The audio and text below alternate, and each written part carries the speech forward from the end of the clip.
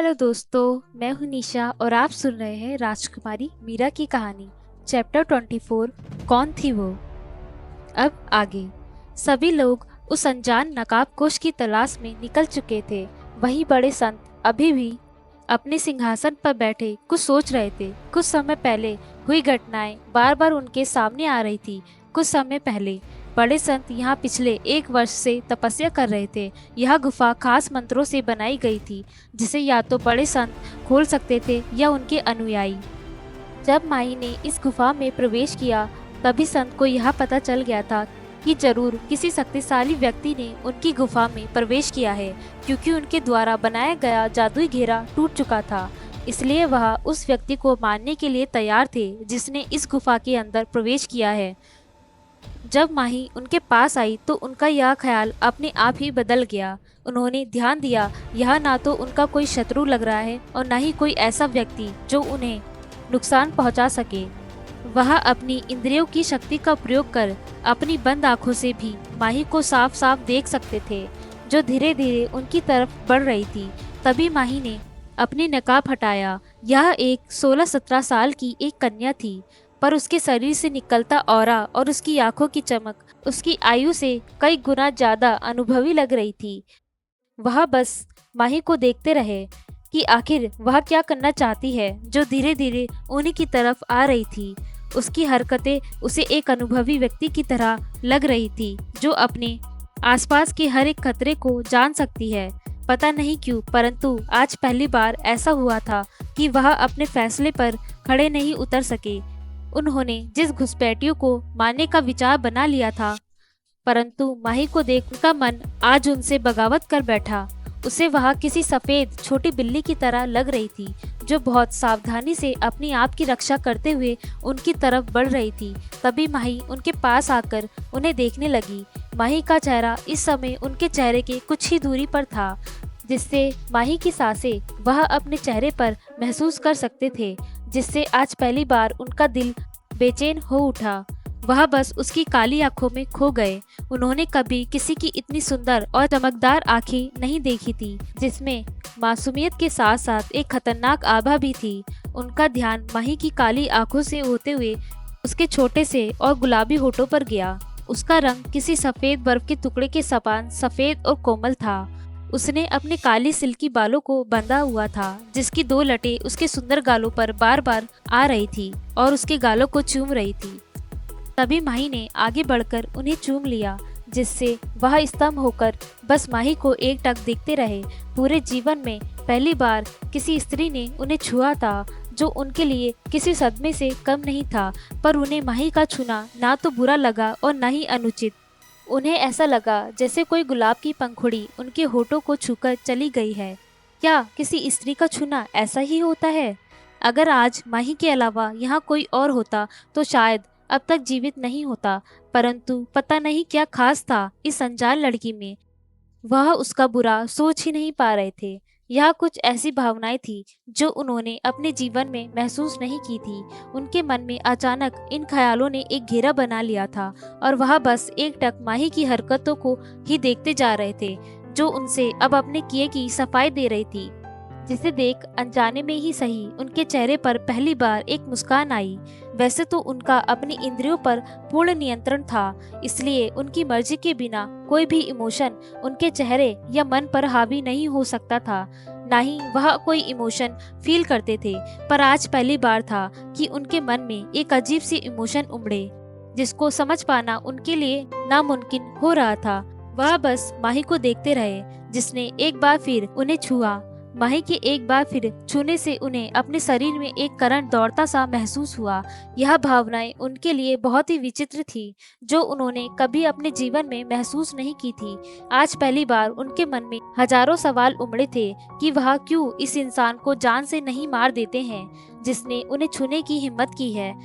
शायद इसलिए क्योंकि उन्होंने कभी भी इंसान मोह माया से अपना दिल नहीं लगाया था। परंतु आज माही को देख पहली बार उनकी सभी भावनाएं जागी। माही की वह मीठी सी आवाज, उनकी वह प्यारी सी चंचलता, उसकी वह निडर आंखें बार बार उन्हें उनकी तरफ आकर्षित कर रही थी, जिसका पता उन्हें खुद नहीं चला। वह बस माही की बातों को सुनते रहे। उन्हें माही को इस तरह सुनना बहुत ही अच्छा और दिल को सुकून देने वाला लग रहा था। वह चाहते तो अपने असली रूप में आकर माही को दंड दे सकते थे, परंतु यह पहली बार था जब उन्होंने अपने मस्तिष्क की ना सुनकर अपने दिल की सुनी और इस छोटी सी बिल्ली की हरकतों को देखने लगे, जिसके पंजे भी उन्हें सुख का अनुभव करा रहे थे। तभी उन्होंने माही के बदलते भावों को देखा और अचानक ही वह गायब हो गई, जिसे देख उन्हें ऐसा लगा जैसे कोई कीमती चीज उनसे दूर चली गई। जो भावनाएं वह कुछ समय पहले महसूस कर रहे थे, अचानक ही वह कहीं गायब हो गई। उनका मन एक बार फिर शून्य हो गया। अब उनके अंदर कोई भावना, कोई जिज्ञासा नहीं रही, जिसका अर्थ उन्हें समझ नहीं आया। वह बस अपनी खाली आंखों से उस स्थान को देखते रहे जहाँ कुछ समय पहले माही थी। तभी संत अपने ख्यालों से बाहर आए। उन्होंने पास में रखा एक चाय के प्याले को देखकर मुस्कुराते हुए अपनी शांत आवाज में कहा, छोटी बिल्ली, कौन हो तुम? यह सब कहते हुए अभी भी अपने विचारों में गुम थे। तभी एक काले वस्त्र पहनी छाया उनके सामने प्रकट हुई और अपने घुटनों के बल बैठकर उसने कहा, स्वामी, वह रहस्यमयी अकेडमी की तरफ जा रही है। जिसे सुन संत कुछ समय किसी सोच में रहे और फिर अचानक उन्होंने अपने सामने खड़े व्यक्ति से कहा, गुरुकुल वापस चलने की तैयारी करो। बहुत समय हो गया है। हमें लगता है हमें गुरुकुल प्रधान से मिलने जाना चाहिए।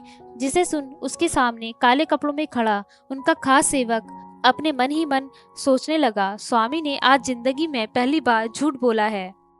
क्या उन्हें लगता है मुझे नहीं पता किस लिए जा रहे हैं वो? अब तो मुझे भी उस रहस्यमयी स्त्री से मिलना ही होगा जिसने मेरे स्वामी को एक ही दिन में संन्यास छोड़ने पर मजबूर कर दिया। यही सब सोचते हुए वह नकाबपोश अपने मन में मुस्कुराए जा रहा था। तभी संत ने कहा, कालके, हमें लगता है आप कुछ समय से कुछ ज्यादा ही व्यर्थ घूम रहे हैं, इसलिए हम आपको एक काम देते हैं। जाइए और बादलों के शहर से हमारे लिए कुछ महत्वपूर्ण जड़ी बूटियां ढूंढ कर लाइए। वहीं कालके, जिसने अपने मन में ना जाने कितने ख्याली पुलाव बना लिए थे, अपने स्वामी की बात सुनकर वह डर गया। वह कैसे भूल सकता है कि उसके स्वामी से कुछ नहीं छिप सकता। जिसे सोच उसने जल्दी से घुटनों के बल बैठकर अपने स्वामी से क्षमा मांगते हुए कहा, मुझसे भूल हो गई, मैं ऐसी गलती कभी नहीं करूंगा, पर अब कुछ नहीं हो सकता। उससे अब उस भयानक शहर में जाना ही होगा। जिसे सोचकर कालके की हालत खराब हो गई थी। उसने कुछ नहीं कहा और अपने स्थान से गायब हो गया। उसके जाने के तुरंत बाद एक और काली परछाई वहां प्रकट हुई। संत ने अपनी चाय की तरफ देखते हुए, हम 2 सप्ताह बाद यहाँ से गुरुकुल के लिए निकलेंगे। जिसे सुन उस परछाई ने झुककर संत को प्रणाम किया और वहां से गायब हो गई। बड़े संत अपनी चाय को देखते हुए हल्का सा मुस्कुराए। उनकी मुस्कान भी किसी खिले हुए फूल की भांति सुंदर और मनमोहक लग रही थी, जिसे अगर कोई एक बार देख ले तो उसका दीवाना होने से खुद को रोक न सके। वहीं दूसरी तरफ माही एक पहाड़ी पर टेलीपोर्ट हुई। अब जंगल एक बार फिर शांत हो चुका था, जिसे देख माही अब अपना आगे का सफर तय कर सकती थी। पर तभी उसने लुक से सवाल किया, तुमने मुझे उस गुफा से अचानक निकलने के लिए क्यों कहा? जिसे सुन लुक्स ने जवाब देते हुए कहा, मुझे वहाँ बहुत सी ताकतवर शक्तियाँ आपकी तरफ आती हुई महसूस हुई। हो सकता था वह हमारे लिए खतरा बन सकते थे, इसलिए समय रहते वहाँ से निकलना ही हमारे लिए उचित था। जिसे सुन माही ने बस अपना सर हाँ में हिला दिया। शायद हो सकता था कि सरदार के कुछ और आदमी हो जो शायद उसके पीछे अपने सरदार की मौत का बदला लेने के लिए आ रहे हों, क्योंकि उन लोगों को इतना तो पता चल ही गया होगा कि किसी ने उनके सरदार की जान ले ली है। इसलिए माही को अब और सावधान रहने की जरूरत थी। अब उसे जल्द से जल्द रहस्यमयी अकेडमी तक पहुंचना था। इसलिए उसने लुक्स से एक बार फिर सवाल किया, लुक्स, हमें रहस्यमयी अकेडमी तक पहुंचने में और कितना समय लगेगा? जिसे सुन लुक्स ने कुछ सोचते हुए कहा, बॉस, मुझे लगता है हम अकेडमी के बहुत पास है, परंतु यहाँ ऐसे कई अदृश्य मंत्रों के जाल लगे हुए हैं जिसने उस अकेडमी की सही लोकेशन को छुपा रखा है। तभी माही ने लुक्स से सवाल किया, हमें वह किस तरह दिख सकती है? जिसे सुन लुक्स ने कहा, जहाँ तक मैंने उस जगह के बारे में जांच पड़ताल की है, जिस दिशा से सूरज की आखिरी किरण जाएगी उसी दिशा में वह अकेडमी मिलेगी। तभी लुक्स ने माही से सवाल किया, पर बॉस, क्या आप इसी रूप में वहां जा सकती हैं? जिसे सुन माही ने असमंजस में पूछा, मैं वहाँ अपने इस रूप में क्यों नहीं जा सकती? कुछ देर शांत रहने के बाद लुक्स ने कहा, आप भूल रही हैं, इस अकेडमी में राज परिवार के लोग भी शामिल हैं और राजकुमार सूर्य ने आपका चित्र 5 द्वीपों में फैला दिया है। कहा जाता है उन्होंने रहस्यमय अकेडमी से अपनी शिक्षा प्राप्त की है। अगर राजकुमार सूर्य को आपके यहाँ होने की खबर हो गई तो यह आपके लिए खतरा बन सकता है। अभी आपकी शक्ति भी इतनी मजबूत नहीं है कि आप उनका सामना कर सके। अब माही को परेशानी होने लगी। वह इस स्थान पर इसलिए आई थी कि वह राजकुमार सूर्य नाम की मुसीबत से बचकर अपना जीवन शांति से जी सके, परंतु अब माही को यह भी नामुमकिन सा लग रहा था। सच में उसके जीवन में परेशानियां खत्म होने का नाम ही नहीं ले रही थी। तभी माही ने कहा, मैं किसी लड़की का रूप नहीं बदल सकती। उसके लिए मुझे बहुत अधिक ऊर्जा की आवश्यकता होगी जो मेरे पास इस समय नहीं है। उस रूप को कायम रखने के लिए मुझे बहुत अधिक ऊर्जा की आवश्यकता होती है। जब मैं बाजारों के कबीले में अपना यह रूप धारण किया था तो कुछ समय के लिए मुझे बहुत ऊर्जा की आवश्यकता पड़ी थी। इतने लंबे समय तक मैं यह रूप कैसे रख पाऊंगी? जिसे सुन लुक्स ने कुछ सोचते हुए कहा, एक रास्ता है जिससे आप अपना रूप बदल सकती हैं और आपकी ऊर्जा भी व्यर्थ नहीं होगी। जिसे सुन माही की आंखें चमक उठी। यह तो उसके लिए बहुत अच्छा होगा। फिर वह बिना किसी परेशानी के अपनी शिक्षा पूर्ण कर सकती है, क्योंकि उसे पता था उसका यह रूप उसके लिए बहुत परेशानियां ला सकता है। वह अब एक और फिर राजकुमार सूर्य जैसा पागल आशिक का सामना नहीं करना चाहती थी।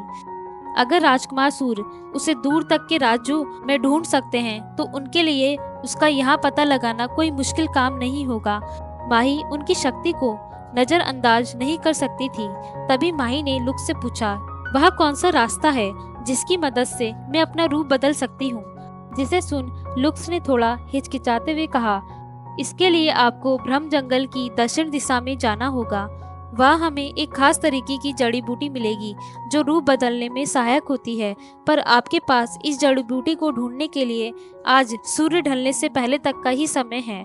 आज शाम से पहले आपको वापस लौटकर यहीं आना है ताकि आप अकेडमी के अंदर जा सके, क्योंकि उसके बाद यह दरवाजा पूरे 1 माह के बाद ही खुलेगा। बस अब माही को यही सुनना बाकी रह गया था। अब उसे लुक्स पर बहुत गुस्सा आ रहा था। यह गधा उसे सारी बातें एक साथ क्यों नहीं बताता है? सारी बातों को ऐसे सस्पेंस में रखता है जैसे यहाँ कोई टीवी सीरियल चल रहा हो।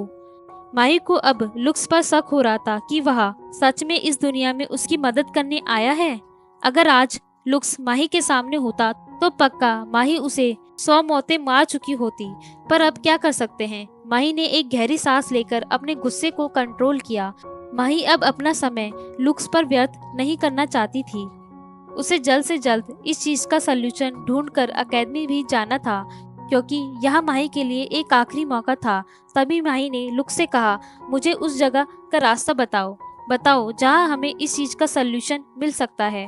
जिसे सुन लुक्स माही को जड़ी बूटी की लोकेशन पर ले जाने लगा। कुछ समय के सफर के बाद माही एक बड़ी सी गुफा के बाहर पहुंच गई। वह गुफा के सामने खड़ी थी।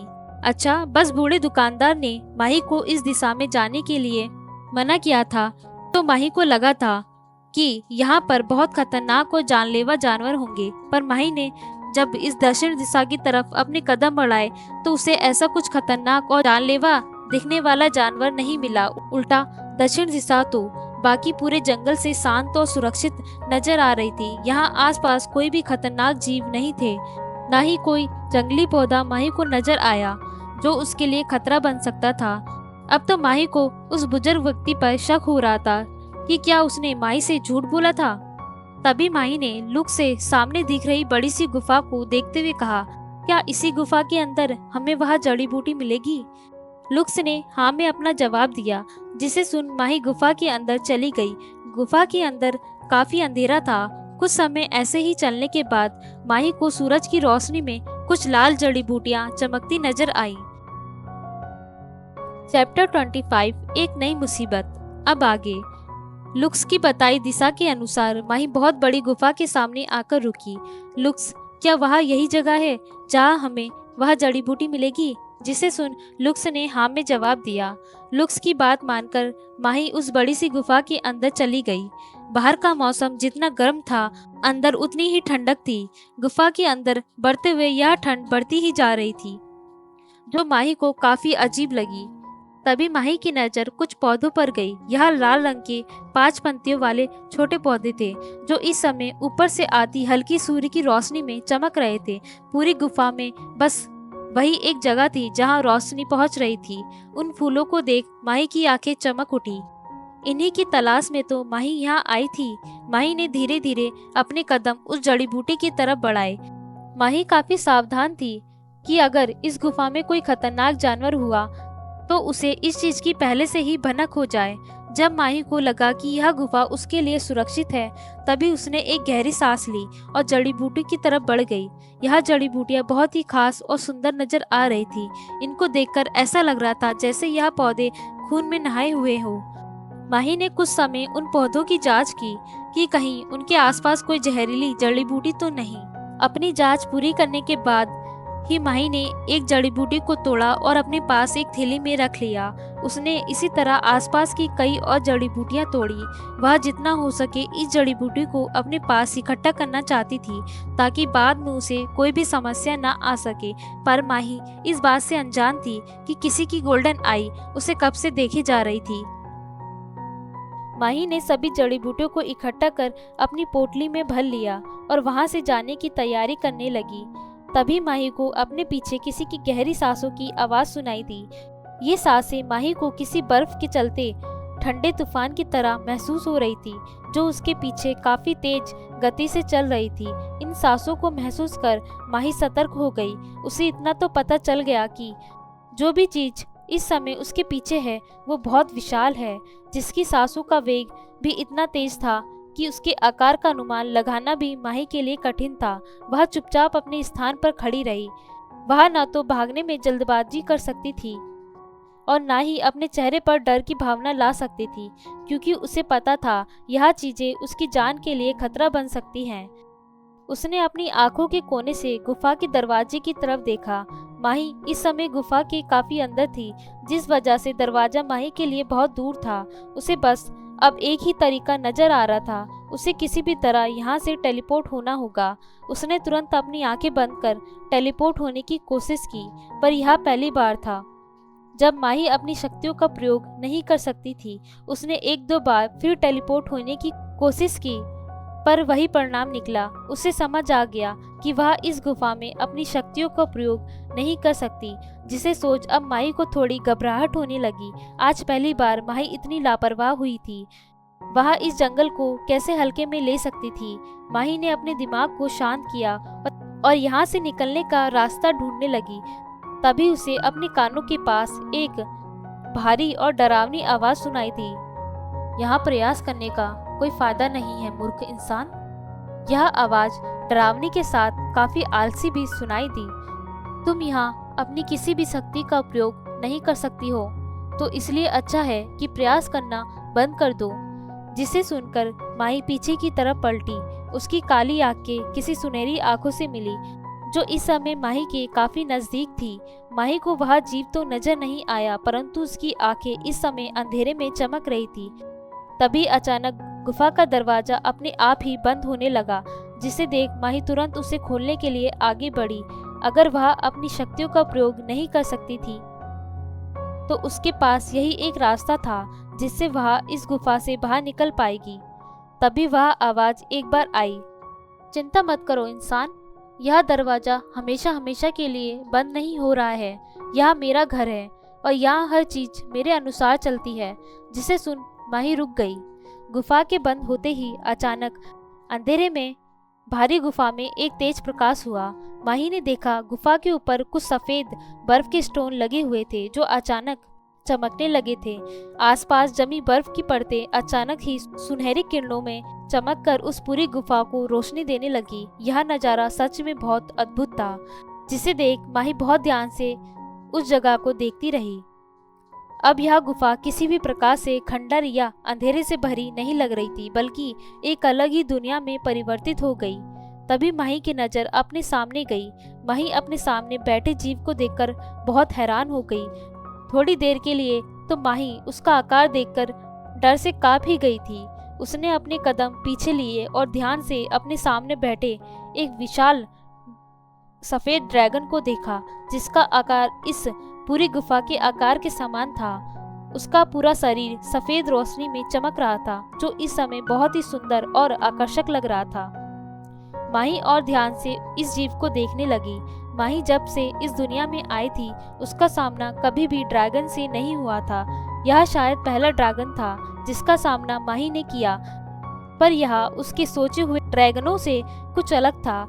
इसके सर के पास एक बड़ा सा सींग लगा हुआ था, जो इस समय 3 रोशनियों में चमक रहा था, जिससे यह और भी विशाल और खतरनाक लग रहा था।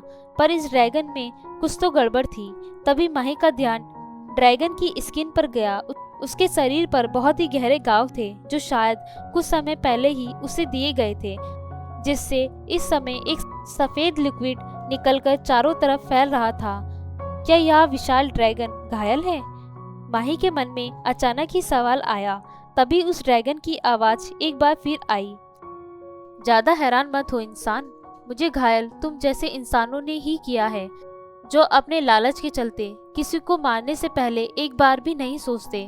अब जाकर माही को समझ में आया कि जो आवाज उसे बहुत समय से आ रही थी, वह किसी इंसान की नहीं बल्कि एक ड्रैगन की है, जिसे जानकर माही काफी हैरान थी, क्योंकि उसका सामना अभी तक जितने भी जादुई जीवों से हुआ था, यह पहला ऐसा जीव था जो इंसानी भाषा बोल सकता था। माही अभी उसे इस बारे में पूछने वाली थी कि तभी उस सफेद ड्रैगन ने कहा, मेरे बारे में ज्यादा हैरान होने की जरूरत नहीं है। मैं एक हजारों साल पुराना ड्रैगन हूँ। हजारों साल की शक्तियाँ प्राप्त करने के बाद हम ड्रैगन इंसानी भाषा बोल सकते हैं। यह शक्तियाँ हमारे पास विरासत में होती हैं, जो हमारे सुनहरे खून की एक खासियत है। तभी माही ने उसे बीच में रोकते हुए कहा, तुम मुझे यह सब क्यों बता रहे हो? और क्या तुमने मुझे यहाँ मारने के लिए नहीं रोका? अगर तुम मुझे मारना चाहते हो तो चलो युद्ध करते हैं। इतना कह माही ने अपने चाकू को निकालते हुए ड्रैगन की तरफ देखा, जिसे देख उस ड्रैगन ने हंसते हुए कहा, तुम्हें क्या लगता है इंसान, अगर मुझे तुम्हें मारना होता तो क्या मैं तुम्हें इस दक्षिण दिशा में आने देता?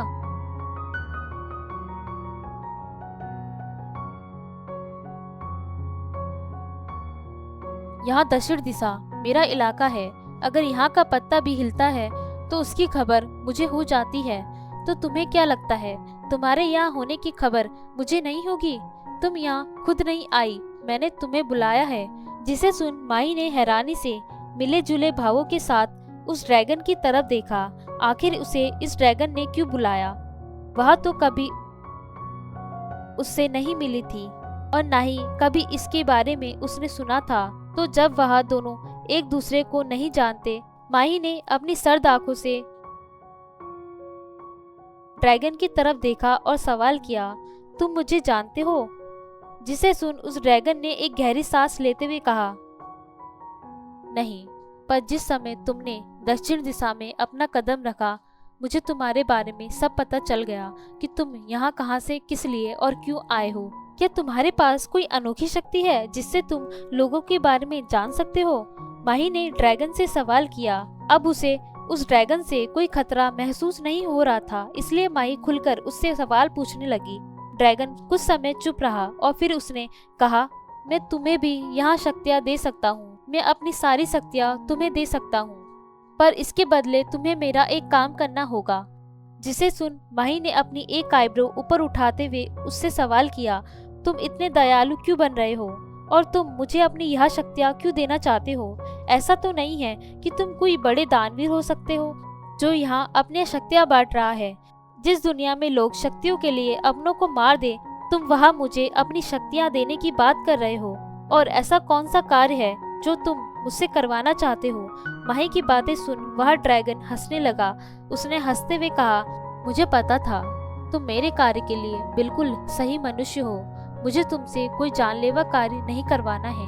तभी उसने अपने बड़े से पंजे को माही की तरफ किया, जिससे एक तेज रोशनी निकली और एक छोटा सा सफेद रंग का ड्रैगन उसके हाथों में आ गया। उसके सर पर भी बड़े ड्रैगन के समान एक छोटा सा सिंग था। वह बहुत ही प्यारा और सुंदर लग रहा था, जिसे देख माही का दिल तो उस पर आ ही गया था। उसने कभी इतना प्यारा जीव नहीं देखा था। माही ने अपना हाथ बढ़ाकर जैसे ही उस ड्रैगन को छुआ तो वह सफेद ड्रैगन एक सुनहरी रोशनी में चमकने लगा। उसने अपनी सुनहरी आंखें खोल माही की तरफ देखा और एक इंसान को देखकर वह अचानक ही गुस्से में भर गया। उसने एक छोटी सी दहाड़ माही को देखकर लगाई और माही के सामने आकर खड़ा हो गया। उसे देखकर इस समय ऐसा लग रहा था वह माही से अपने पीछे बैठे ड्रैगन की रक्षा कर रहा हो। तभी उस बड़े ड्रैगन ने छोटे ड्रैगन के सर पर हाथ रखा, जिसे महसूस कर वह छोटा ड्रैगन भागकर उस बड़े ड्रैगन के पास जाकर छुप गया। वह अभी भी माही को अपने गुस्से भरी नजरों से देख रहा था। माही को धीरे धीरे अब सब मामला समझ में आने लगा। उसने अपने शक की पुष्टि करते हुए सफेद ड्रैगन से सवाल किया, तो तुम चाहते हो कि मैं तुम्हारे बच्चे को अपने साथ ले जाऊं? क्योंकि जिस प्रकार तुम्हारी दशा है, मुझे नहीं लगता तुम ज्यादा समय जीवित रह पाओगे। जिसे सुन उस ड्रैगन ने माही की तरफ देखते हुए कहा, इसलिए मैंने तुम्हें चुना है।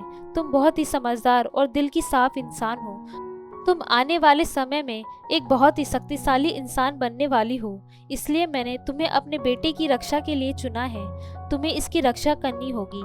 इसके बदले में तुम्हें अपनी सारी शक्तियां दूंगा, जिसके बाद तुम्हें अपना रूप बदलने के लिए किसी जड़ी बूटी की आवश्यकता नहीं होगी और न ही तुम्हें इसमें अपनी ऊर्जा का उपयोग करना होगा। तुम मेरी शक्ति का उपयोग कर किसी भी जीव जंतु या प्राणी का रूप धारण कर सकती हो और कुछ समय के लिए तुम प्राणी की शक्तियों का भी उपयोग कर सकती हो। जिसे सुन माही काफी हैरान थी। सच में इस ड्रैगन के पास बहुत सी नायाब शक्तियां थी, जिसके बारे में माही ने कभी सोचा तक नहीं था। तभी माही ने सवाल किया, जब तुम्हारे पास इतनी शक्तियां हैं तो तुम खुद अपने बेटे की रक्षा क्यों नहीं कर लेते?